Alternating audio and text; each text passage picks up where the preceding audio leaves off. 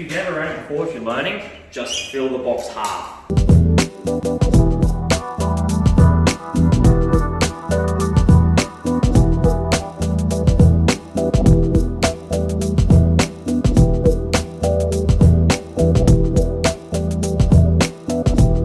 A lot more flexed than something like the Columbia. So if you were to run it on a 3, it would be way too thick, but a 4 would be way too thin. So then to get it in between, I'll fold some paper, the same amount in both sides. And that's your sweet spot. And then I put it under the pressure points. That way you can get like a 3.5, you know? I like it better when there's 2. Yep. And now I'll put it on a 3, and that 3 comes off more like a 3.5 rather than something in between. Alright. There's a few things you want to check. The biggest thing being that your blade sits past the shoe heel. If you don't, you'll get edges everywhere.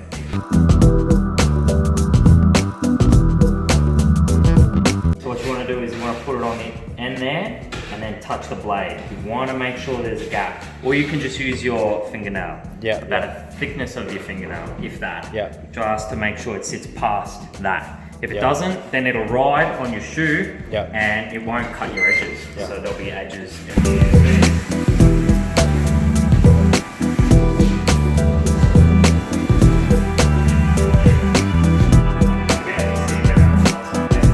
These are keep flapping out. Yeah, so another thing you can do, when you put that in, bend it a little bit, almost like an S. So that when you jam it into the gold so you bend it that way sort of thing. Oh, so not just one, a few. Yeah, you want at least 2. Just like an S. Yeah. Right. Some people bend it in half, and that's enough. So that when you do feed the blade into the gold channel here, it gets wedged it holds in, itself. So S like one way and then the other way. Yeah, just a little bit on that side. Yeah. You don't want it a lot. Just very So little. it's got some tension. Because when you put it in there, then it's trying to twist and it's not loose. It won't come out. Yep.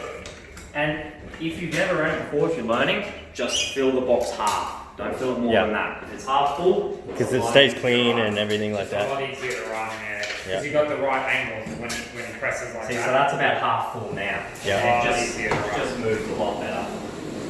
On the first box you get trips too normally, so you don't have to stress, it's just the first. Yeah. Getting it Yeah, even. unless it's too sloppy, it might happen at the start of each one. Yep.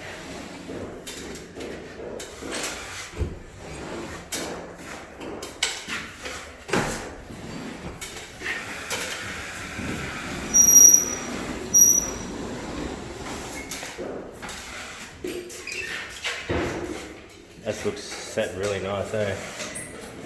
Yeah. After you get that second coat run pretty nice, you can dial it in pretty good. Okay.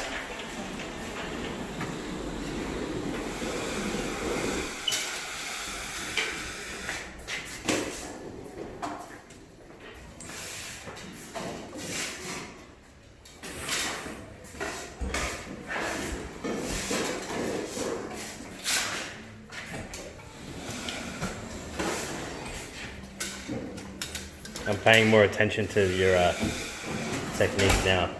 Yeah. You never want to do like a flick off. Yeah. You don't need to flick anything. You just move with it. Nothing should change. You should just keep the same pace. Yeah, it's the Same angle. slightest angle, and that's about it to get that wheel off. Yeah.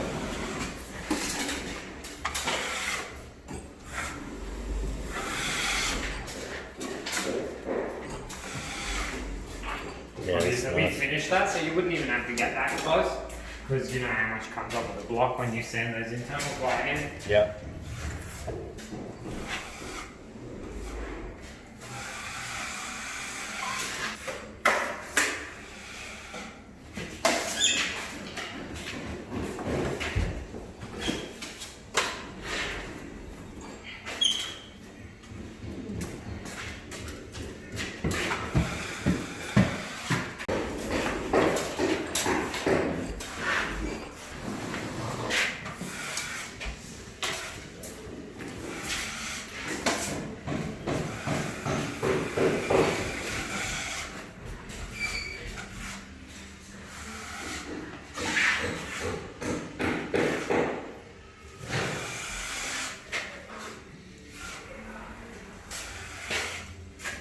attached underneath, but yeah, we went a little bit lower. You can see how much lower that went.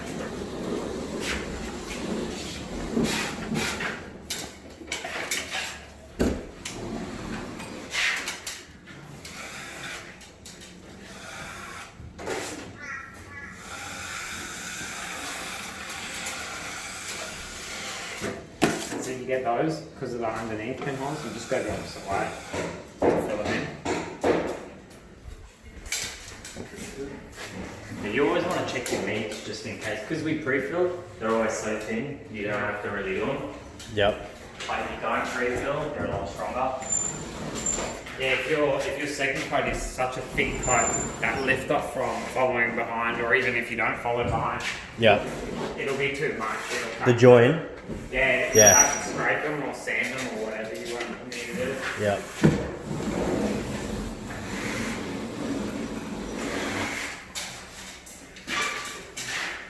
That's a nice join, eh? Yeah, that's pretty good. Yeah, these guys. I mean, if it was always like that, you wouldn't really even have to follow it. No. But you do get random snot and things. Yeah, so, yeah, hey. you get a lot where it's Still like little imperfections. It's also this, when he lifts off, it's a bit more to sand compared to if you just follow it. See how Yeah. much visible that is compared to when you use this.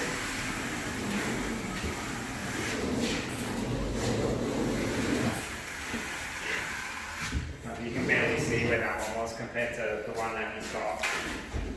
It's the same blade for wiping back after each coat, second and third coats. Second coat for walls, he uses a 12. Oh, and yeah. We just go up to a 14 for walls here. But Yeah. yeah, same blade, just see it. It's just one of those skipping blades.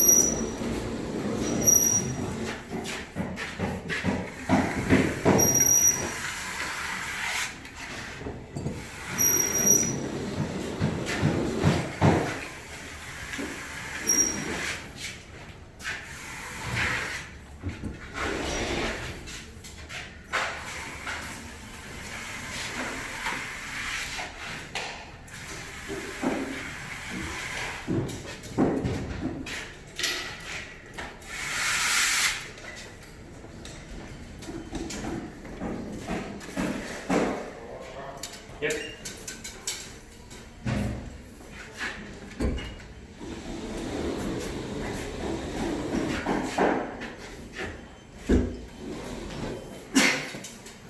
That's it for the next one.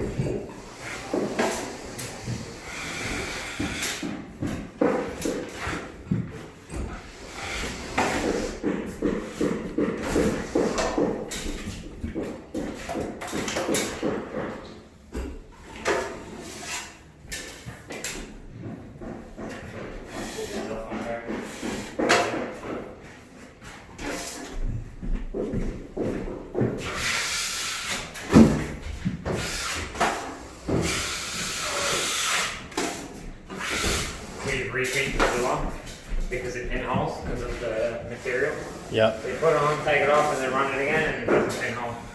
Just sorts it out, does it? Yeah, it's like it weights it, so it's got somewhere back there to go. Yeah.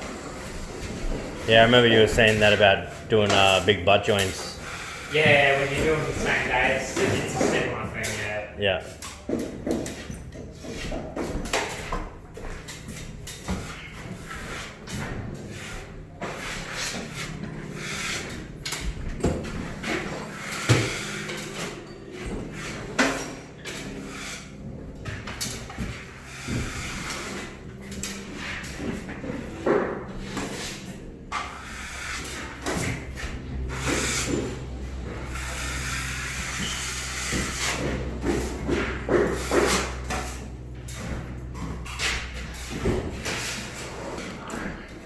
Yeah, so in the villa, hitting on fibre cement board doesn't, it wants to pinhole when you run it first go. So I'll run it on the thinnest number I can, which is a 5. You'll see it'll leave massive edges and stuff because the blades actually flex like this at the moment. Can you see those edges? Yep. I'll throw it on a 5 just to put like a skin coat on. And then he'll take it off. And then I'll do my normal number. And that gets rid of the pinhole.